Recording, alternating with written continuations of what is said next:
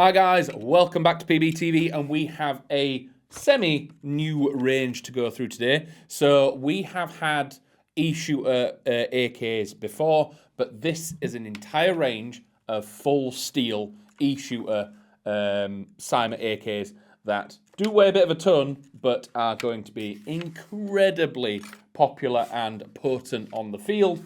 So we've got 7 to go through.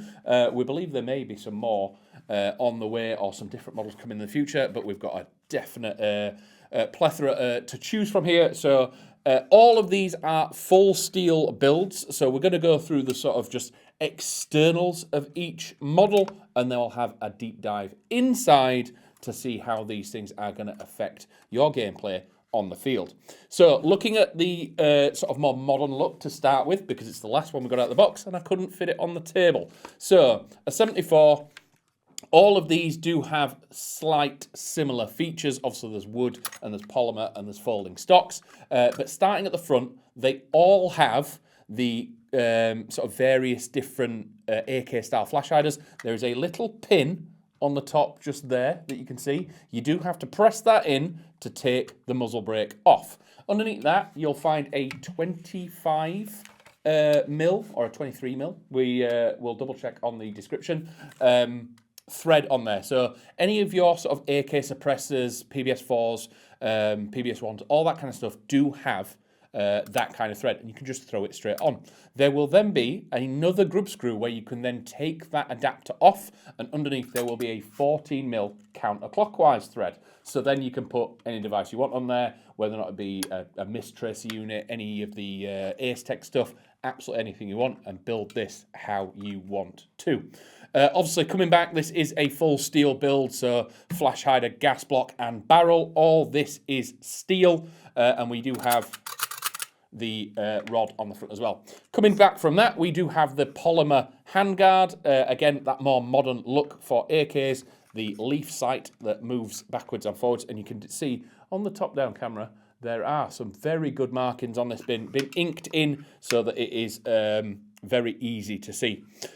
Controls on these are going to be identical across the board. We have the classic AK selector, polymer mags, and on this variant, we do have the folding steel stock. Plenty of sling mounts on these, and again, if it has the folding stock, it will be top wired. If it has a solid stock, it will be rear wired. So having a look at some of the other ones, we'll go for another slightly modern one, and again, this is virtually identical in nature. We do have the trumpet front end instead of the standard one, and you can see the pin is just a little in a slightly different position. Again, all goes on the model from its real steel variant, and again, these things are coming in at a bit of a weight. Depending on which one we're looking at anywhere from 3 to 3.5 kilos.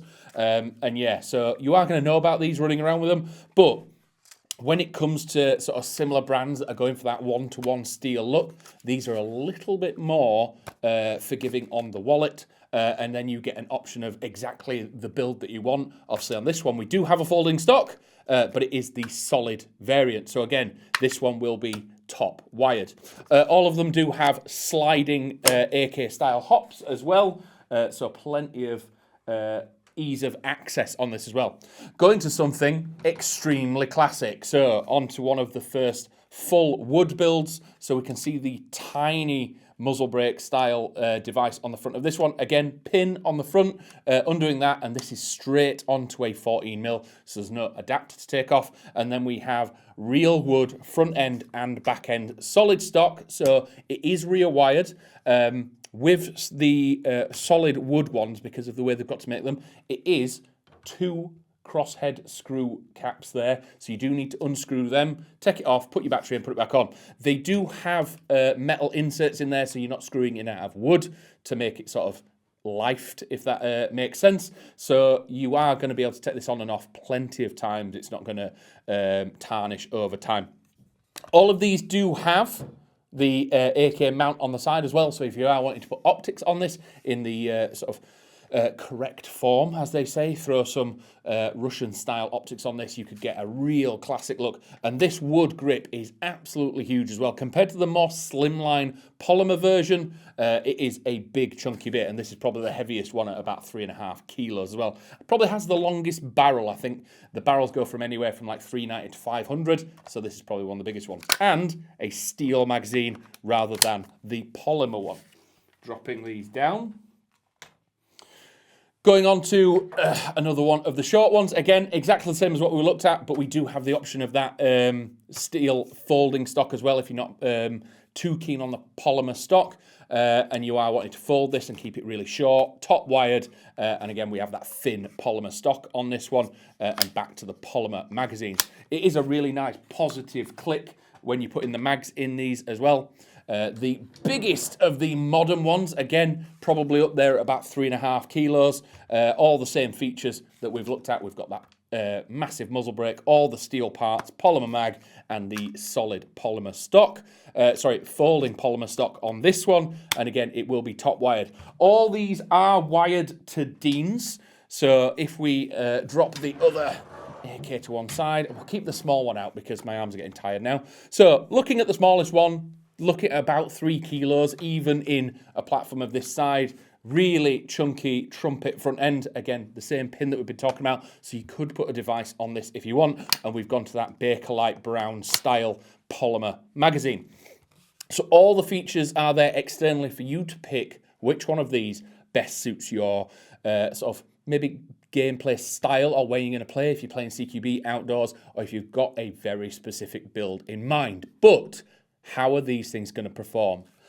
Incredibly well, we do believe. We are going to take this up onto the range upstairs and throw some rounds down range, but this is a full platinum build. So what that means, it has an EShooter MOSFET inside it. So you've got your safe, semi, and full auto as standard with 13:1 short stroke gears. So you're going to have an incredible trigger response anyway, but you can then add some pre-cocking, have that BB waiting to be launched, and then instant as you pull that trigger, it's going to send it down range.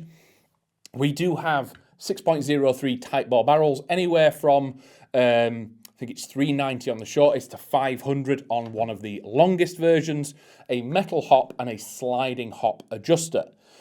High torque motor, and again, I've mentioned that the 13:1s with pre-cocking on this thing, you can drop binary on it, you can drop burst modes on it, so you've got a fully programmable trigger, meaning that this thing is going to loose rounds off at a rapid rate, whether or not that's in semi or on full auto, and you're going to chug through some magazines at a rapid rate. Out the box, it's coming in at about 330. Again, there's going to be slight differences between 390, 500mm barrels, but every single one of these with that tightbore is going to be incredibly accurate. And again, looking at one of the short ones, you're running this thing in CQB, your snap shooting is going to be absolutely on point, and it's going to be an absolute reckoning for people getting on the other side of you.